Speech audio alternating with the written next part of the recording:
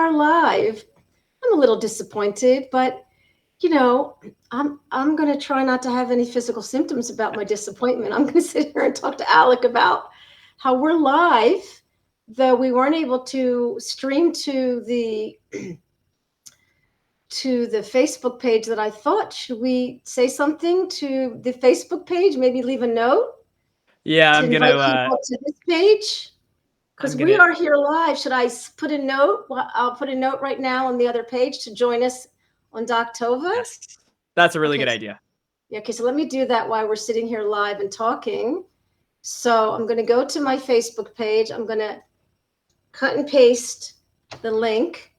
Then I'm going to go to, while you're still here with me, supporting me, Alec, I'm going to go to, and I'm going to say, okay, here we go. I'm going to say, we are live on this page. Facebook had a problem. Please join us here. Alec and I are in conversation about healing chronic pain. Okay.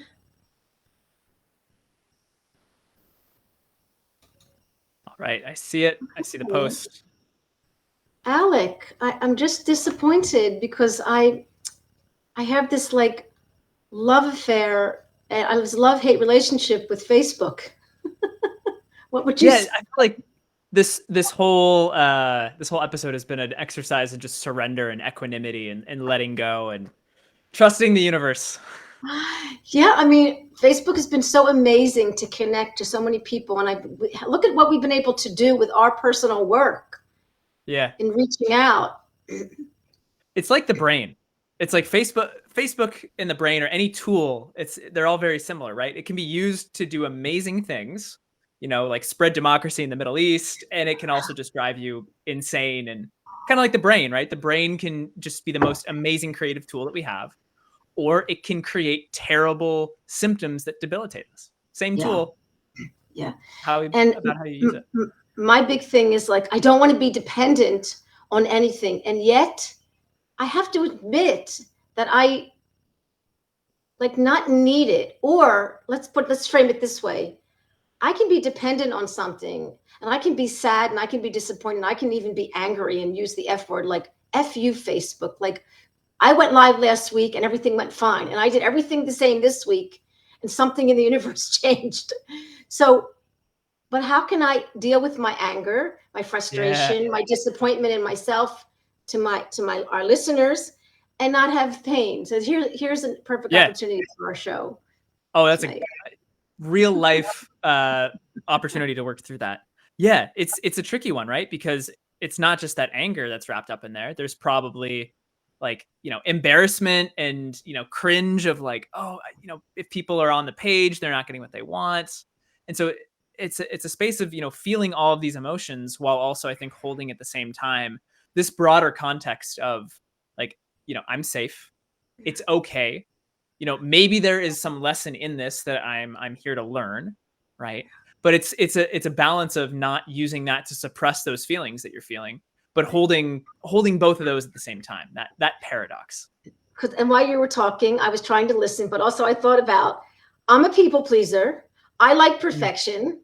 I am disappointing people, and I want to please my listeners. I want to be the doc that can go live each week, no problem. Everything goes smooth, and then life gets in the way. And so I think that this is a great door opening because I don't know exactly about your story, but I would love to hear this. And this will be recorded up to the YouTube channel, which it's amazing. YouTube doesn't go wrong for me. YouTube has just been smooth for me. Don't say that yet. Don't say that yet. I'm not saying it, but you know what? Or you know what? I can handle, like, bring it on, God. I can handle, bring it on, universe, bring it on, Facebook. I can handle anything. Because if our listeners need us, they can find us.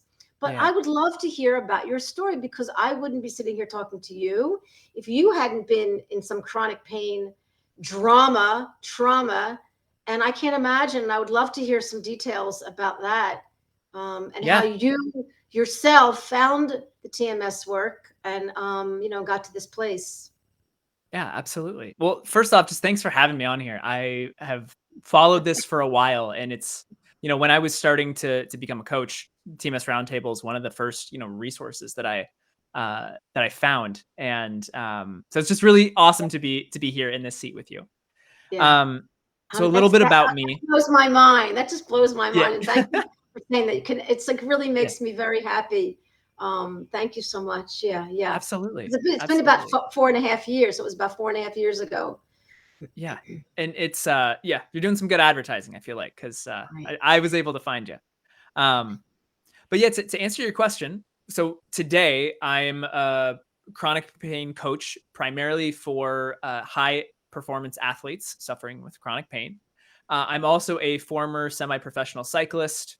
I spent time working in the corporate world, and I'm just a lover of all things endurance and pushing the limits of the body. But my story, we need to wind all the way back to 2011, where I was 18 years old and I was very bent on being a professional cyclist. I had just completed my first year of university, and I was so glad that it was over because I wanted to be solely focused on cycling. My life was eat, sleep, ride. And I had just been bumped up into this new category where I was going to be racing against. Can I ask how old you were? Yeah, so I was 18 at this point. And I was in this new category where I was going to be racing against professionals, and I wasn't being paid or anything, but I was racing road bikes, and there was a race that I was going to do where Lance Armstrong had won it 2 years prior. And it wasn't like a huge professional race, but it was a big enough race where he's showing up in the middle of his Tour de France victories. And I am, to give you kind of insight into who I was, I was the type of person the night before a race, I would take a Q-tip. You know those things that you use to clean out your ears? Yeah, I I know would them. Yeah, okay. I for those who are watching from I around use the world. I actually use them against all the ear doctors. I like them. Okay. Anyway. Well, I use them for a different purpose. I cleaned every single link of my bike chain before Wow. my races. My bike had to be spotless. I needed to have the exact right nutrition, hydration, sleep, all this stuff. It was like this, on one hand, something that helped me be successful and be very disciplined, but on the other was all these fear-based personality traits. And I had been able to kind of manage my ego. I had been growing up a small kid, young for my grade, smallest boy in my grade, and kind of was pretty sensitive. And so cycling was kind of my thing that I was, that's what I hung Where you my could really personality on. express yourself. That was my identity, right? And it was 2 weeks before that race that I was out on a training ride one day, just riding along. And all of a sudden, I felt this lightning rod of pain in my lower back. It was like somebody twisting my spine from end to end. No crash, no physical injury or kind of blunt force trauma or anything like that. Just riding along, and the pain was so bad I couldn't sit on my bike seat. I had to keep my spine like vertical going home. And I saw a chiropractor who said, "Alec, don't worry. 2 weeks, you're going to be back on top." Well, 2 weeks turned to 4 weeks, turned to 8 weeks and 12. My pain was getting worse and worse and worse. My season was going by the wayside. And I was struggling to do things in daily life, like go back to university and sit in a seat for an hour. I couldn't do that. My relationships were dropping away. I just felt depressed all the time because I was just in constant pain. What did And I you was think was diagnosed. going on? What did you think that there was something wrong with your spine? Like, what were they saying? I'm curious. What were they saying Yeah. to you? So at first, doctors, chiropractors, physical therapists were like, "Don't worry, you're young. 90% of back pain goes away within a week." Like, great, cool. And then eventually, when they realized that it wasn't going away, they said, "Okay, we'll get you an MRI." And what they found on the MRI was a ruptured L4, L5 spinal disc and a torn L5, S1. And the doctor, I remember saying, this is pretty much beyond a doubt the cause of your pain. And that really kind of cemented this idea that, oh, my body is broken. and there's something seriously wrong. And it was a scary moment because I was like, well, am I going to heal from this? He said, well, 18 to 24 months, like, to recover. You might heal. You might have to deal with this for the rest of your life. We don't know. And so that was really scary for an 18-year-old who went from, riding his bike 15, 20 hours a week to essentially being partially bedridden on opioids, depressed with suicidal thoughts. Wow. It was a really scary time. How many months did this last in this drama? So it was 6 months between the initial pain and when I got the MRI. I got a couple of epidural injections, which, the pain reduced for a few days and then came back with full force. And for a period of a few months, I say partially bedridden. So I was mostly in bed or eating my meals standing up. And it wasn't until I actually came across a physical therapist who, he wasn't in the TMS world. We actually had a conversation about Sarno, who he didn't really believe in, but I remember going into him one day, and he's this old school physical therapist guy who has all the opposite, kind of mannerisms, political views, everything than me. And he was hooking me up to this machine where I had this weight around my waist, and I was pulling this bar up, so it was kind of traction for the spine. Yeah. And I told him I did like 2 or 3 reps, and I said, "Oh, I have some pain." And he said, "Your point?" And I was like, "What?" He's like, "Keep going. You're gonna have pain when you do this, and that's normal in the recovery process." And that was the first thing, even though he was not aligned in this whole school of thought. It was the first time that I realized, wait a minute, maybe pain just by itself is not a bad thing. Maybe it's a sign that, I don't have to catastrophize this. I don't have to stop anytime I feel just a little bit of pain.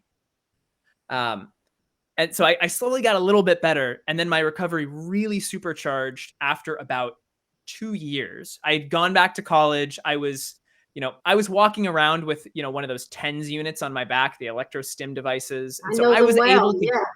yeah, I was able to get through, but I wasn't really living. And it wasn't until I picked up a copy of Healing Back Pain by Dr. Sarno that my mom But had who given me, told you, actually. like, who told you about that? Because, like, It was, like Alan Gordon threw it against the wall. He threw it, he threw the book yeah. against the Oh, yeah. wall.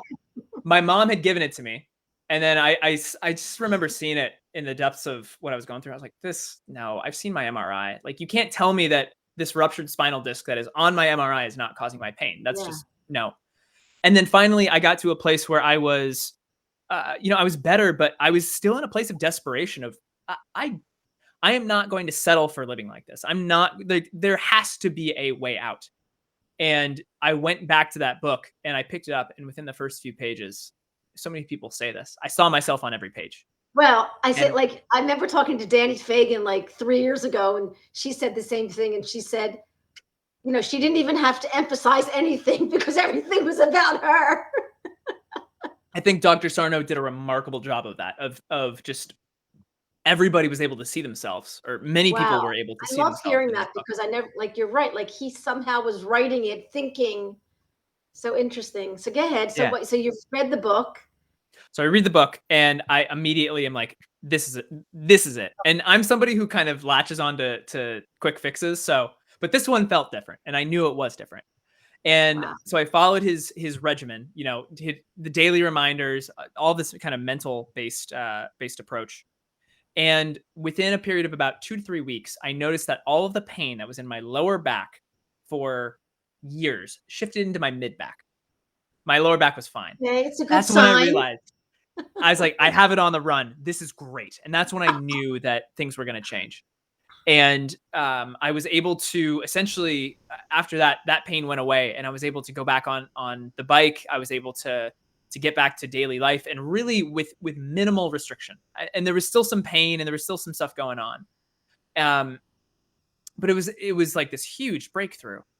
The thing that happened, though, which I find with the clients that I work with as well, is there can be kind of this quick recovery or this quick spike, and then some other things can crop up. So what happened to me is I started to then get shin splints, even though I'd go out for a run within a half mile. And I wasn't really much of a runner, but I wasn't doing putting a lot I of want to pressure on stop my leg. you because what was going on at 18, while you were at the height of your career, why would the body start to speak then? So what was going on underneath? Like what Yeah. deep feelings or repressed feelings or anxiety would be triggering your brain to Yeah. put you in fight or flight?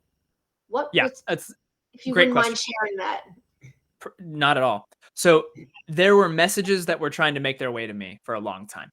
And it started, before I was 18. I had bouts of knee pain that kind of came out of nowhere. I'd have stomach bugs at certain times. I'd get pretty nervous before certain races. Um, but the thing that was really a shift for me, and this was a time when I, I didn't have the best relationship with my coach at the time. I felt like there were other people on my team that, if I'm being completely honest, I was just jealous of because they were faster than me. And so somebody, I had put my identity on this, and seeing people who maybe didn't train as much as I did, or maybe weren't quote unquote as serious as I was, able to kind of compete at the same level or exceed me. I got really frustrated by that. And it was a threat to my identity.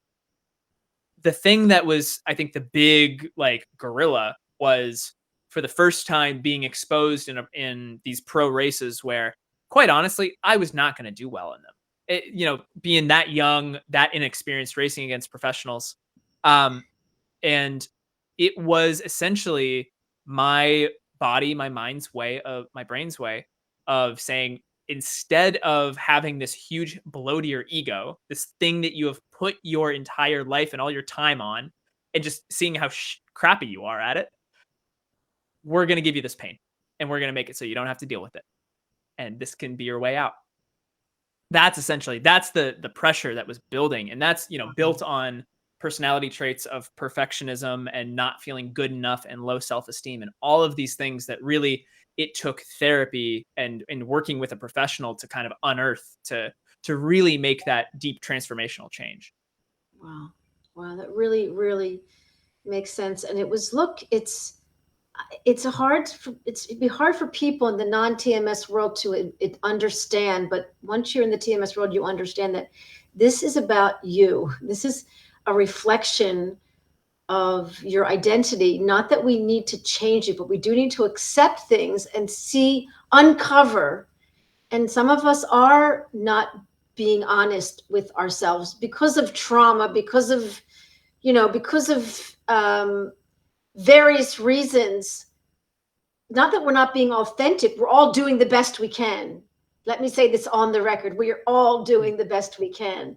But sometimes we're tripping up on ourselves, and the pain's there to say, hey, stop, slow down, look. And your pain was big, like a big Yeah, wake up call, big wake up huge. call. It was like saying, we're not going to be able to do this anymore. Right, Like, hey, right, hey, something has to change. And, looking back on it, when I was in the middle of it, terrible experience, terrifying.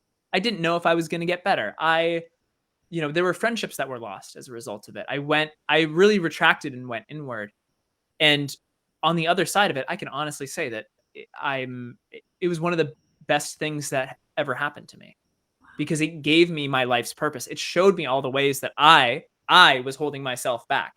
Maybe I could blame others. I could blame a coach. I could blame whatever, the weather, this injury. But really, I was the creator of this story. right. And you also had to accept, I mean, talk about humble. You had to accept, hey, I love biking. I do like to race, but maybe I don't have that competitive personality that you need to be in that place, because I'm sensitive, and I might have these, like I wasn't able to put the ducks into place and be a competitive, wasn't, and I was trying to be somebody that I wasn't. And maybe I could have, but obviously my body was saying, you know what, you have a choice here. I could have gone back to the biking. You could have gone back to the biking if that was your calling. Yeah. you know And I did actually briefly go back to racing, oh just wow. to essentially prove to myself that I could come back and do it, and just kind of have Okay, a good. victory lap, I'm because I happy to knew, hear that. yeah, I knew that I didn't want to do it as a profession. That had shifted, just in the whole recovery process over the course of a couple of years. Yeah. But it was important to just prove to myself that I could do it and go back. And yeah, the competitive drive that was there. It was more the living and dying by whatever my result was that day. It's like, Uh-huh. oh, if I have to win, or I have to do, like, if I'm seen as weak, oh, that's vulnerable, and vulnerability is bad, right? Uh-huh. So, Really good you point. know, if I could go back and tell my 18-year-old self, I'd see this whole thing as a marathon, not a sprint, right? You're going to have a few races where you're not going to do well, and that's okay. You might get embarrassed. You might get, you Yeah. know, a wake-up call. Some days you'll be the hammer, other days Yeah. you'll be the nail. Yeah. But it's really it's less about the outcome and more about the identity that we have with the outcome. Well, what a perfect,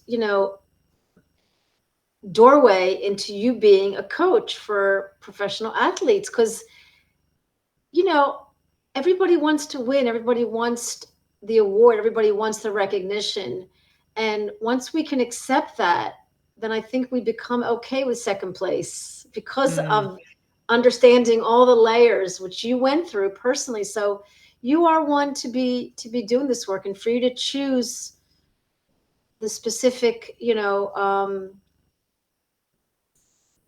to focus on athletes and even professional, mm, and I think even just regular athletes. I think, yeah, breakthrough chronic pain coach for professional athletes and sports people like you, yeah. because sports is competitive, and it doesn't have to be. It can be competitive with yourself. And so talk more about how, so you got out of it, you got into this field, and let's talk a little bit more about how, like, are you using certain tools and insights for athletes that wouldn't be used for someone like me, or they're pretty much Mm, the same, or you trim fit them? Like, talk a little bit more about that as well. yeah, it's a really good question. So one of the reasons I really enjoy working with athletes, whether it's professional athletes or weekend warriors or just active people, is because That's a great thing. the Breakthrough chronic pain coach for athletes and weekend warriors. yeah, yeah, Alec, it's we got a new ad there we go. here. We can add that in. um, the tools that I use, it all comes back to that central idea that your brain is perceiving danger. And quite often the spectrum, or the analogy that I like to use, is um, this contrast that Gabor Mate talks about, which is authenticity versus approval, right? We have things that we feel like we should be doing. We should be wearing certain clothes. We should be the best cyclist or the best runner, or we should be doing XYZ. When in reality, kind of our authentic nature, our desire is something else, right? And that can be stronger based on where we grew up, the family that we came from, the background that we have. Um, what I find often with athletes, though, is that there can be so much emphasis on those outcomes and placing the identity on the performance. And so one of the things that I work with my clients on is, how do we shift that? How do we shift your self-worth from being that, you know, uh, volatile state where it's based on how you're doing, to something that is more concrete about things that are actually in your control? And how can you feel good about yourself regardless of how you actually perform? And so, while the tools themselves can be very similar, I think athletes have a specific, a unique disposition for chronic pain just because of the physical nature of what they're doing, as well as the mental Good pressure. point. Good point. But at the end of the day, it's the same idea, whether you're, an athlete or an artist. Yeah. Yeah. So in other words, yeah, look, the goals of, you know, um, I remember one of the shows I had with Fred Amir, who writes this book about called Rapid Recovery, and he even gets some of his work, for some of his ideas, from professional athletes. And one of his rapid recovery insights is have a goal, Mm, have a vision, have a, like, what are you fighting for? And his fighting for wasn't winning a race; it was lifting his 4-year-old daughter. But that was enough for him to walk with sciatica, step off a curb, have sciatica, but not buy into it, and then it would go away. Yeah. So Right. so we're talking about our relationship with pain, our relationship with fear, and how what's going to get us on the other side of it, whether it's winning a race, or whether it's being able to walk with your your partner, whether it's to lift your child. But that Yeah. goal is a chemical reaction Yeah. in your And it brain. yeah, it's like some people, if they, for example, wanna lose weight, they'll put up a photo of themselves in, in a swimsuit looking really skinny. Other Because people who wanna lose weight, they'll put themselves when they were overweight, and so it's right, like a, pressure away from versus right, toward. And right, everybody's different in that way, but, um, I think having that goal as well, it's really important to understand what's the motivation behind that goal.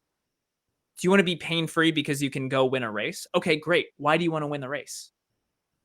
Is it something that really gives you joy to strive for, or is it like, are you trying to prove to yourself or somebody else that you're enough?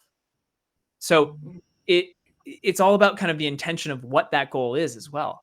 Because I've had times, even since my recovery, where I'll get wrapped up in it. It's like, oh, I want to win this thing that I'm doing. And it's like, do I want to do this for me, or because I'm still trying to prove that I'm enough in some way, right. shape, or form? So and let's because it always boils down to the feelings. I didn't. I Mm, keep bumping into how essential that is, and on the record, I want to say to the listeners that at some point it serves you to boil it down. I mean, we all have different ways we boil it down to, like, what's the feeling driving, like, that you're not enough? What's going on? So, okay, you feel insecure, you feel like you're not enough. Well, that's a thought. The deep feeling would be fear of not being accepted, fear of yeah, rejection, anger that I'm not a different athlete. No, and that's the place where you can move to, like, it's a road to take through the healing journey. It's like, let me say it this way, it'll help you interact with your body and brain, and it I lost my train of thought. I really like what you said there about kind of Help me following the here. feeling, because ultimately, one way to see it, if you're familiar with Dr. Richard Schwartz's work of Yeah, IFS, the internal family IFS. system, it's like there's these different parts, right? So there's a part that feels angry when you're performing and you're not doing well Yeah, enough. There's a part that feels scared. There's I like to think of it that way, and how I think a really key point in all of this is that some clients that I work with, it'll be trying to dominate that voice. Oh, I'm just going to reframe that fear, or like, I know there's nothing to be afraid of. I know that this race isn't going to hurt me. But really, it's about, there's a strong part inside of us that, even consciously, if we're aware that it doesn't make logical sense, there's a part that feels scared, lonely, angry, and it essentially needs to be approached with love. That all of the things within us that are causing these symptoms essentially need to be approached from a place of love, because they are trying to serve us in some way, shape, or form, right? Our brain or our bodies, they don't create these symptoms just because they're trying to be mean to us necessarily. It's saying, hey, there's some sort of danger, and I'm using this as a mechanism, as a lever, in order to keep you safe. right. No, amazing point, and thank you. Brought you back. Now I knew what I got spaced out on. Because what happens, and what I'm noticing so much, even with high functioning people, highly performing people, intelligent people, because again, remember, smart and sensitive people get TMS. So, Yeah. it's like we got to use these qualities to serve us.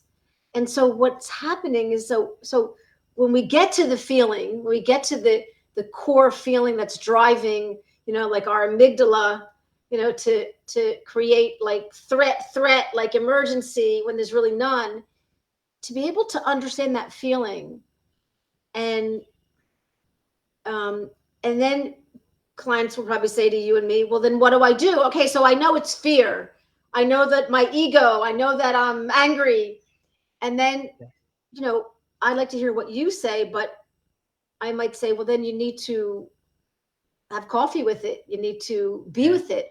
Well, now we're talking about being and doing. Well, you're so good at doing, we're going to have to build that muscle to be with this uncomfortable feeling of like, hey, Alec, you're an insecure person and you wanted to be a winner. And the fact is, you were a winner by just acknowledging your insecurity. In fact, in my book, you're like, you won the race 1,000 times.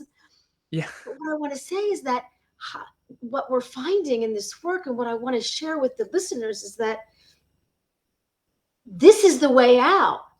Being with your vulnerability, being with your feeling of anger, acknowledging that you're human, that you like fart and burp like anybody else. Like Michael Galinsky will say, you have this disease called being human, and this like you know. So it's a lot for us to go there, and and and this is my point. And at some point, your symptoms will decrease, but your anxiety, which is the message to your brain, or the connection or the relationship between you and your feelings, will become greater, and you'll be like, oh shit, I don't want to feel this. This is uncomfortable. And then I'll say, well, you can choose pain, anxiety. I don't like the word anxiety. Feel deep feelings, being with your feelings, somehow feeling uncomfortable, which can be anxiety. I'm uncomfortable, I'm triggered, feeling triggered, staying with the trigger, and seeing how to use that trigger for you. Like the trigger isn't there to hurt you, it's a message. Yeah. Yeah. Let's talk a little bit, because that's the bottom line. When we get to the feelings, then we're coasting, then we're on our way out. Yeah. And one way that I work with clients on that, I think there's, you can see it as a bottoms up or top down approach, right?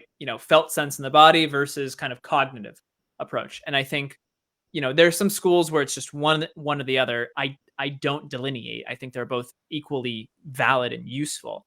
So if I'm with a client, or like even using myself as an example, if I'm thinking back to that time where, thinking about the pressure that I was under, when back in 2011, new category, racing against professionals, relationship that I had with my coach. It's like, okay, there's fear there, there's vulnerability. Then the question I ask clients, I can ask myself, where do you feel that in your body? Oh, I feel like a little tightness in my stomach. Okay. So just breathe, be with that. As you said, have coffee with that. What does it feel like? What color is it? What is the texture? What do you notice about that feeling or sensation? And then oftentimes, what'll happen is that it'll start to shift a little bit, right? And you have to be careful there, because it's not about pushing that feeling away and say, okay, I'm going to feel this for a few seconds and then it's gone, it's good. But Right. like you said, it's really about building that muscle to change the way in which you are interpreting that. Because that feeling will keep coming up, because it's a deep expression, and we need to embrace it. We're not getting rid of feelings here. We're not getting rid of the repressed. We're bringing the repressed feelings up to our conscious mind, and we're incorporating them. That's partly that you have that feeling of fear, anger. That's a pattern, and that's another conversation. So go ahead. So continue with that. I love that you do that with clients, because someone just did that with me. They had me go into like some breathing, and to what color did I, because so you're helping them connect. Talk more about that, please. Yeah. It's funny. I was actually thinking of doing that with you before we, like, right as we jumped on, when you were feeling the anger and everything. Like, the question that was on the tip of my tongue was like, where do you feel that in your body? But it can be really, really useful. So one thing that can happen is sometimes it's like, okay, well, I can consciously understand that I'm angry, but I don't feel that in my body anymore. And then it becomes necessary to kind of take a step back and say, okay, what do you notice in your body? Like, oh, it's kind of numb. Okay.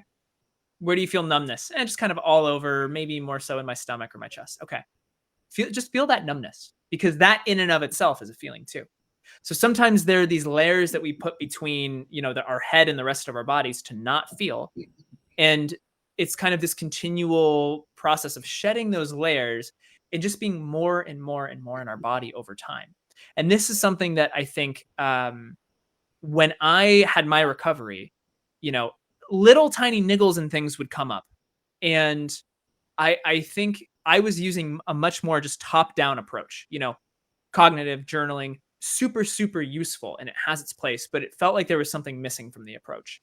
And so that's when I started to learn about and train in kind of more somatic work and the bottoms up approach, because I find it to be so valuable, not just for healing chronic pain, but just for feeling more emotionally regulated overall. Can you give us an example? If anybody's in the live studio and they want to come in and maybe do this with Yeah. Alec, I mean, it would be great, because this let's break down, like, what do you mean bottom up approach? It's more of, let's talk more about that, so people can maybe take home this inspiration and this insight and kind of Yeah. play with it. Talk a little bit more about that particular emotional healing tip. Yeah. Cool. We can show them. Are you willing to be a guinea pig if there's nobody? I wish there was someone. I'm willing to do it, but I don't want it to be me. I wish there was somebody. If there's anybody in the live audience who wants to come in and do it, first talk about what you're going to do. Yeah. Well, essentially, what I would do is bring you back to an instance where you felt contraction. So anger or shame, vulnerability, something. So perfect example is when we hopped on this call, just feeling anger that Facebook was not working, right? And so I would guide you to say, okay, where do you feel that in your body? And that is usually a door that opens up to, if we were having a longer session, there are things that are tied in with that emotion, right? Maybe there's a memory that comes to mind where you felt similar, and maybe we go back to that.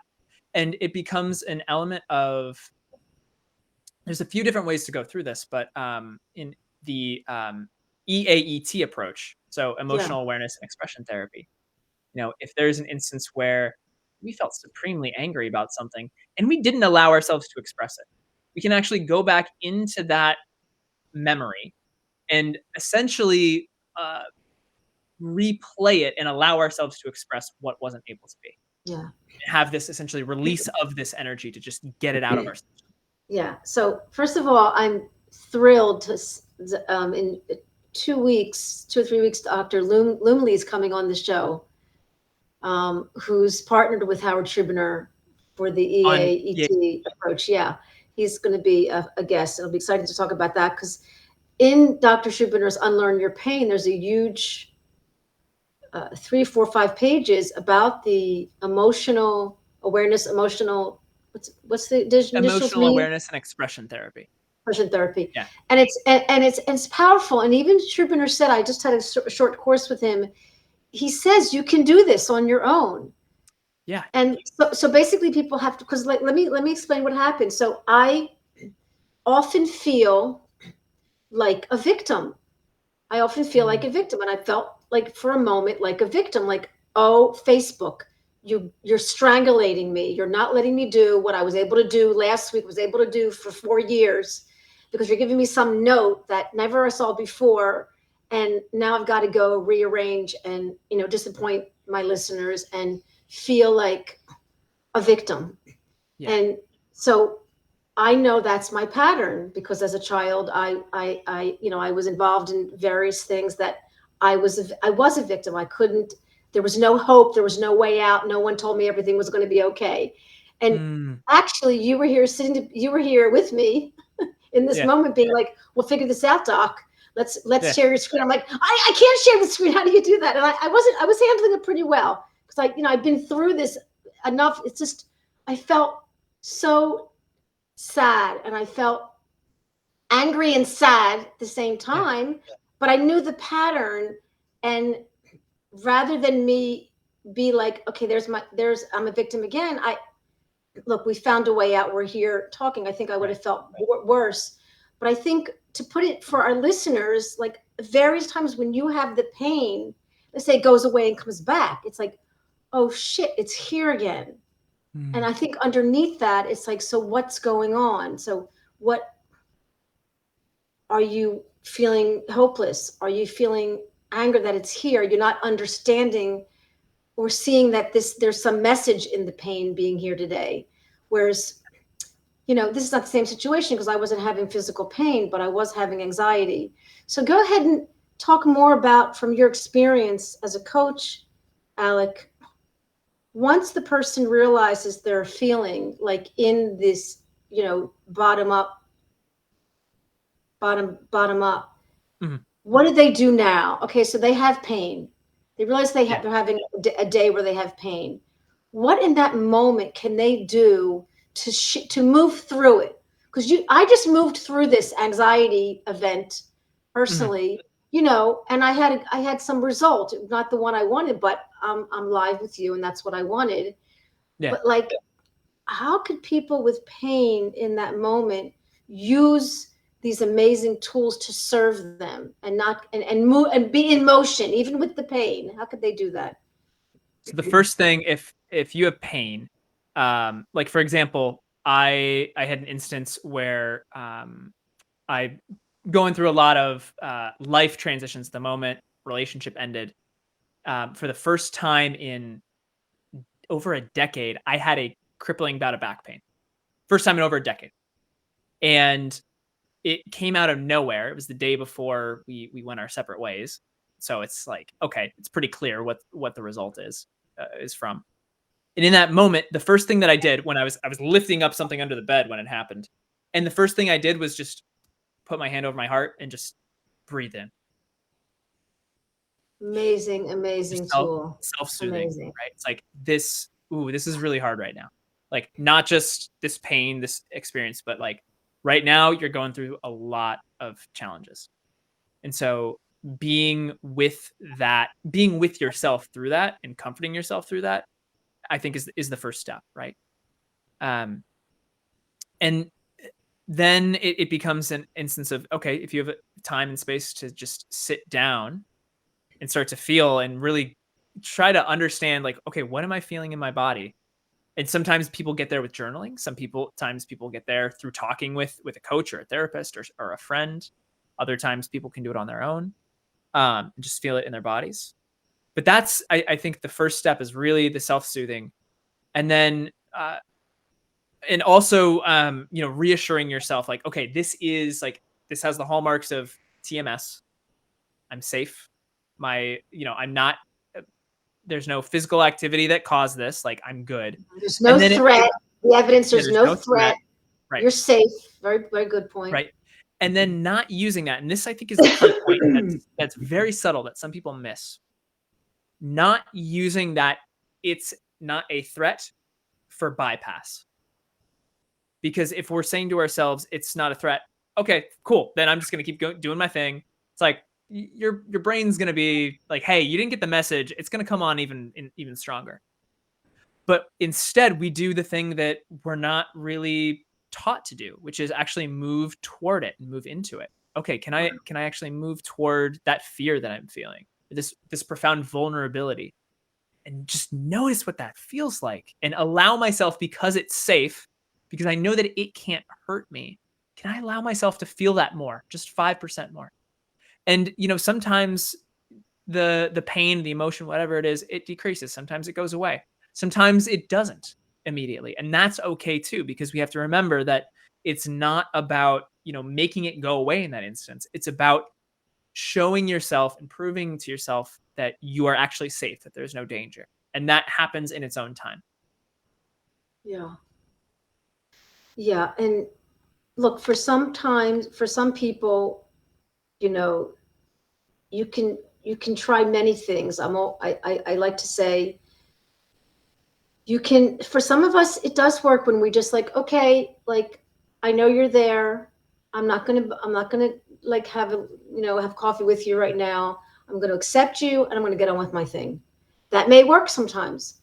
Sometimes we can like talk to our brain and say, okay, brain, I get you.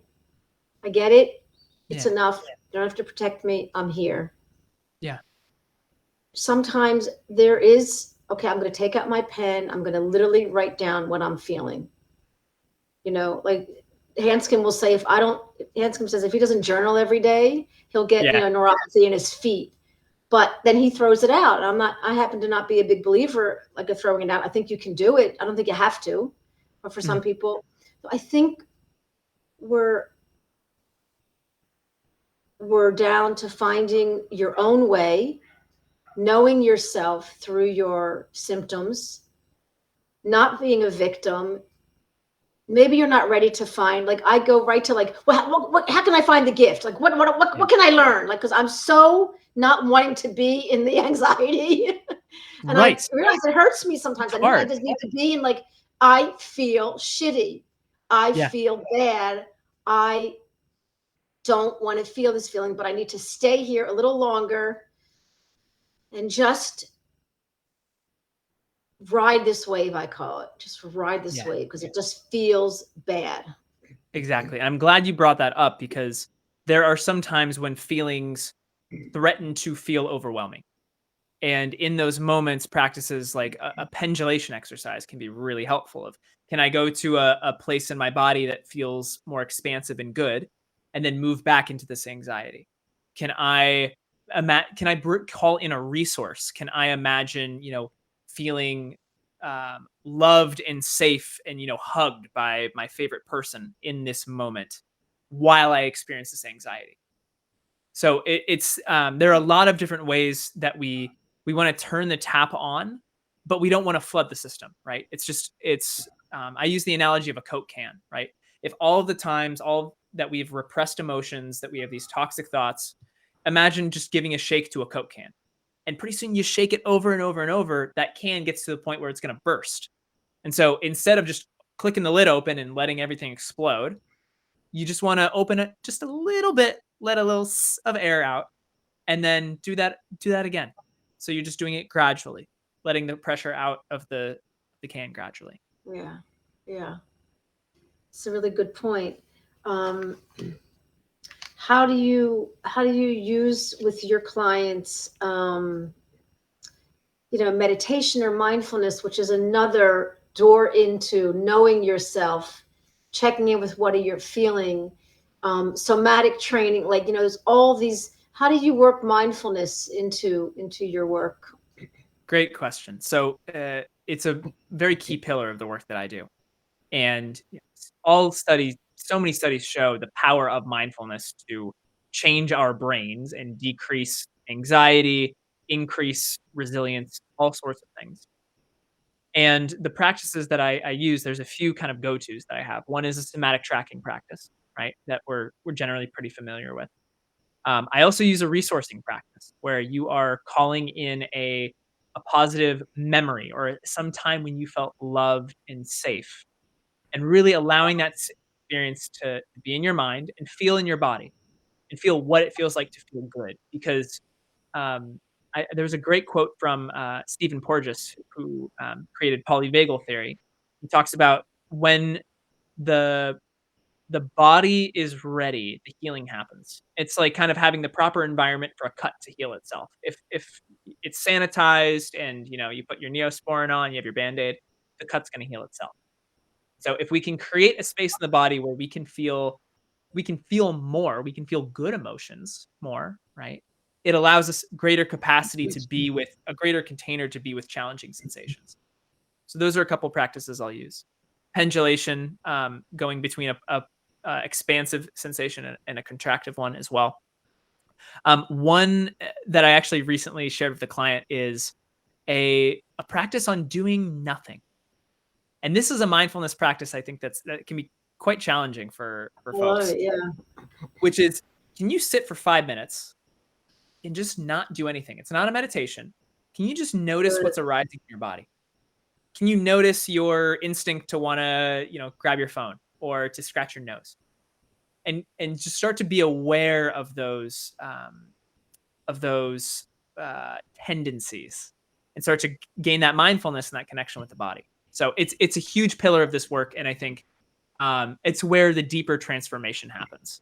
Some people can get to the point where I can understand logically, TMS makes sense. This ruptured spinal disc is not causing my pain, but it's a deeper level to it's the long-term training. It's the Yeah. transformation piece. That's where Yeah. mindfulness can be And what incredible. and what and what is what is doing and being? I have this great chart which I'm willing to send anybody. I got it out of this book written by this scientist psychologist from Harvard talking about your telomeres and living a more quality life. And all they living more quality life is all the insights for TMS. It's like meditation, it's journaling, it's, going into your parasympathetic nervous system, calming, living life more like this, Yeah. rather than like this. And so the being and the doing is, let's just say, let's call it, either you're living in your fight and flight sympathetic nervous system, which a lot of us can do and continue to do at some point. The body will speak, or we become aware that I'm in that fight or flight. And this is the mindfulness will teach you, okay, I'm in fight or flight, I'm having a pain flare. I can learn to bring my brain to parasympathetic. I can learn that door from the sympathetic into the parasympathetic. I can come from fight and flight to rest and digest. And there are many ways, things we can do. We can breathe. Yeah. We can inhale. We can let out a deep exhale. We can tap into our pharmacy with the exhale, and our opioids and our cannabis and our endorphins just by our breathing. I mean, like, that to me is, I didn't even learn that in chiropractic school. How important the breath is to our healing. We can hum, we can sing, which is I think, a vagal toning. We can, and these are part of it's like, I think it's called cognitive thinking. No, it's when I'm watching my thoughts. Now we're talking about meditation. I'm watching my thoughts. And this is the being thing you're talking about. Like, just to take, like, I would say, you're living a busy life, you're living a high profile life, 5 minutes an hour. Like, would this be too much to stop, pull yourself away from whatever, sit somewhere, literally notice, like, like, smell the coffee, like, smell the flowers, whatever you want to say, stop, be aware of your breathing, acknowledge, like, what if we could have those moments in the day, then we're kind of fitting fitness in, or fitting, help me here, see what I'm saying? Like, this is where we're headed, I think, in order to train our brain. This is retraining your brain. You don't need to go to these expensive courses. You can retrain your brain by stopping, breathing, acknowledging. Yeah. How would you elaborate on that? I love this topic because I think more and more, the way that I'm framing the work that I do is less about adding more layers and more about removing effort, i.e., going from doing to being. And we live in a world that rewards doers. It rewards the people who are able to grind, who are able to climb the corporate ladder, who are able to do all of the things, with a cost that we often don't see until it's too late. But it takes mindfulness and courage to take a step back and say, wait a minute, I'm actually going to do things differently. And one example, I think, bringing it back to athletes, is I know when I am in a space of doing, say, a run versus being in a run. Last year, actually, I ran a marathon without training. And I just remember I used so many of the techniques that we talk about, somatic tracking and resourcing and all these things, to just be in the moment and be a runner and not be pressing, because I'll have times where I'll go out on a run and I'll barely make it through a couple miles and it'll just be a grind. But then there's times where I'm able to tap into this feeling of, like, my body is Herculean. I can just be in this experience. I don't need to speed it up. I can just be here. And it, what my body is capable of, what our bodies are capable of, is remarkable if we allow them to just be and do what they are built to do from a place of being, as opposed to be from a place of doing. Do from a place of, I'm going to write that down. Do from a place of being, and that's just going to be more balanced. Exactly. Because, like, what does a runner, if you say, okay, what does a runner do? They run, right? They just run. They do it. They don't have to think about it. They don't worry, is my body strong enough to do this? What am I going to be eating afterward? Yada, yada, yada. They just do it. And if you flip it though, if you're just like, okay, I'm going to go out and do this run, I'm going to crush this run, maybe you white knuckle it and you get through it. But in my personal experience, that just adds up. That pressure builds up to the point where maybe you get through a few of those runs, but you get to a point where it's going to take its toll and eventually you'll pay for it. So how do you create space to be, which allows us to be a marathon and not a sprint? Yeah. And you do that by breathing, by stopping, by tapping into what's going on in your unconscious mind. If people can build, and this is our journey to build a road from our unconscious mind to our conscious mind and always know what's going on. And then you'll never be shocked when you have a symptom. You'll always know it's coming from somewhere, and you'll be able to utilize any or one of these, one or more of these tools to figure it out. And, it's that statement of it's okay to not know. It's okay to be uncertain. Like, it's okay to be in uncertainty. It's okay to be on the fence. That's stability. There's stability in uncertainty. There's doing in being. Bingo. Life is messy, right? Life is messy. And when we surrender to that, when we allow that to just be the case, we move through life with so much more ease, and we allow our authentic gifts to just come out, as opposed to trying to impose our will on things, which I've learned the hard way personally. Yeah. Wow. So talk a little bit about your breakthrough program, your breakthrough chronic pain. Is it just for athletes or for anybody? It's for any active person who is inhibited from their favorite activities because of chronic symptoms. So it's called Pain-Free Comeback. And I built it in conjunction with a fellow TMS coach, Miriam Gauci-Bongiovanni, from Pain Outside the Box.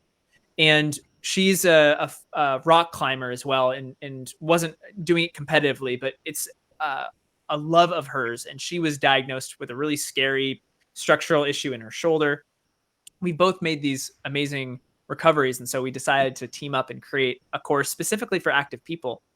And the whole idea is, how can you go back to your favorite activities, become pain-free, reduce mental pressure, and achieve next level performance, right? And maybe next level performance isn't, being a competitive athlete. Maybe it's just, hey, I'm going to go out and run 2 miles today instead of just a mile, and prove to myself that I can do that. Yeah. But we built this program that it takes people through this journey of, we call it education, application, and transformation to the neuroscience of chronic pain, specifically as it relates to athletes. We share all these amazing studies, all these practical tools, applying it to yourself to break the pain cycle when it comes to activities. And then this deeper layer of transformation. How do you relate to your sport differently, or your activity differently? How do you make these systemic changes in your life that will exist well beyond this program? And so we've seen some incredible results from the people we've launched it only recently, but seen some incredible results from folks. And it's something we're really excited about. So there's more information if people are interested. They can go to painfreecomeback.com and learn more. And if they want to get in contact with us, it's hello@painfreecomeback.com. Good. I love it.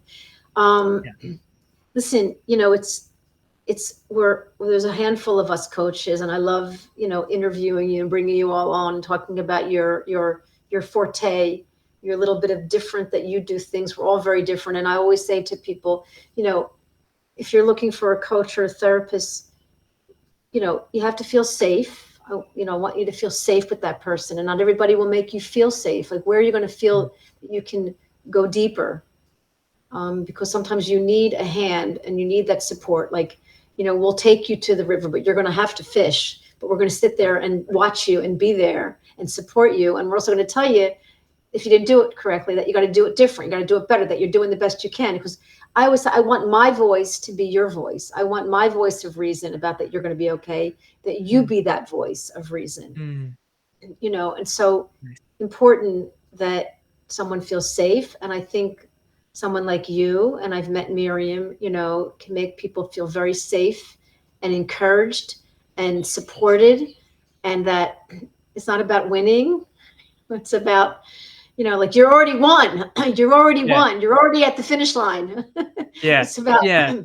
living your life authentically. And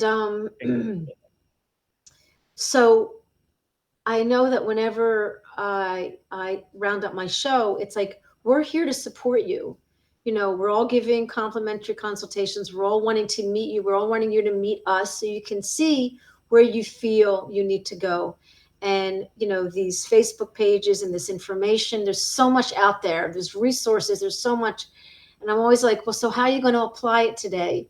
How are you going to use it? Not on the yoga mat, but when you're in crisis, when you're triggered. And we're here to support you, from the internet, face to face, on a Zoom, from our Facebook, from our email.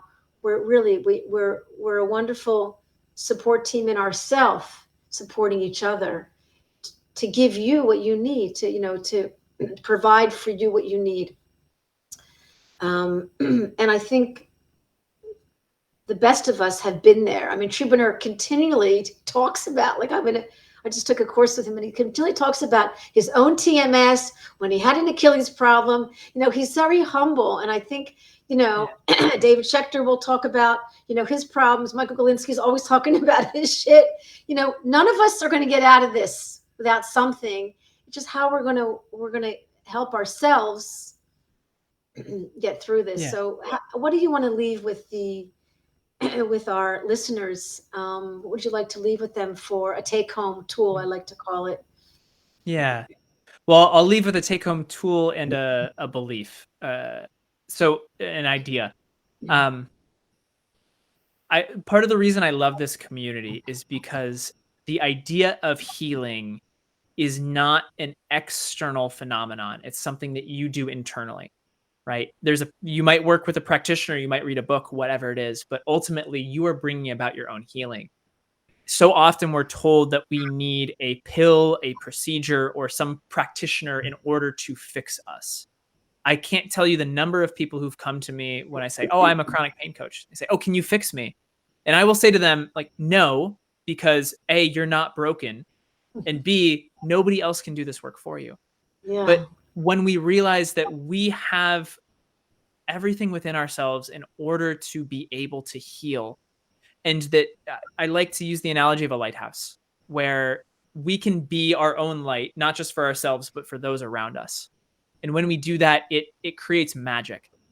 And so we all have that capacity within us. That's the idea that I want to leave people with. In terms of the tool, there's so many. The one that comes to mind, though, is the resourcing practice that I love this. It's on if you're on Insight Timer, you can search my name and you'll see I have a 15-minute resourcing practice that's available for free. You can also access it on my website. And it's all about how do you feel good in your body and connect to these to deeper sensations of goodness that allow us to have capacity to feel the challenging stuff. And I truly, deeply believe that there's nothing within us that we cannot handle. So that's what I want to leave people with. And if they're curious about anything that I've shared, if they want to get in contact, I'm on LinkedIn. They can go to my personal website, alecassin.com. But I really believe that my mission is to change the way the world sees and treats chronic pain, to go from pain management to pain-free. And that's in service of the whole. So thank you for the work that you do and allowing me to share that. And no, I'm privileged. And we found a way. Like, if you can't find a way, make a way. We found a way. And I think I wouldn't have been so creative without you. So I feel like this was an interesting hour for me, personally and professionally. And I will go ahead and put this video recorded on the Facebook page that it meant to go live on. And it'll be on the YouTube. And I'd like to plan to come back with you. I'd like to plan to come back, and I like to call it like a sequel and follow up, because You know, what do we need? Repetition, repetition, repetition. We're going to, because of who we are, because of our own patterns, we're going to keep bumping into the same kind of challenge. It doesn't have to be something a mountain I can't climb. It'll just be a trigger. It'll be a pimple, and I'll get over it, because you just said, what was the message you left? You just said, being your own lighthouse, or you have the yeah, capacity to heal. the second thing you said, it lost my mind. I repeat it again, like basically keep, like you can, I would have said like do the best you can, but you said it in a different way. That you can essentially be your own lighthouse, that we all have the capacity within us. And capacity within like us, what you right. said, it does take repetition. We're going to fail. We're going to mess up. It's going to be messy. That is okay. But the healing is inside, and you have it. You don't need us. We all have a capacity to heal. You can do this. Oh, you can do it. The fact is, you're going to have to do it again. That's just it. You're going to have to do it again. So what I learned today and yesterday when I was with another colleague helping me with some mindfulness was we learning tolerance, learning emotional resilience and tolerance, like being tolerant with yourself, being patient with yourself. This is a key in building that tolerance, that nothing, like the willow tree, you'll go down, you'll go up, but you'll keep coming to the same place. And at some point when you're ready to look at your symptom as a gift, I'm not saying that to insult anybody, but if you can see the greater gift in why your body's talking to you and that you're learning to listen to it, you become your own doctor, and then and you figure this out. And the fact is, you're building up that tolerance, that resilience, that inner strength, because it is an inside game. I don't like that term so much, but it's kind of like it's an internal. And I love that you brought out, I didn't think we were going to talk about that, but I love the meditation. I love the place to go in your body. I mean, some of us are scared of our body. I'd like to leave the message of, you cannot heal a body you hate. And if we can help you appreciate your body and love your body and see that your body's not against you, it's not punishing you, this is another vehicle of movement. Because your body is your ally. Your body is your ally. Yes. You brought it full circle. We got the title in there. Your body is your ally. Absolutely. I did. Okay. So listen, Alec, thank you so much for having a little rocky morning with me, helping me through it. You're smart. You're brilliant. You're cute. And you're really, and you're really terrific. I'm really happy that we connected on personal level and professional level. Likewise. We will be back. We will come back. We will have breakthroughs over and over again. If anybody needs us, you can find us everywhere on Facebook or LinkedIn. Dr. Tovah Goldfein here from TMS Roundtable Recovery, Alec Kassin from Breakthrough Chronic Pain. And have a wonderful evening or day, depending on where you're starting in the globe. And thanks again, Alec. Okay. Thank you, Dr. Tovah. It's been a pleasure. All the best. God bless. Likewise. 1 second, it's going to stop streaming.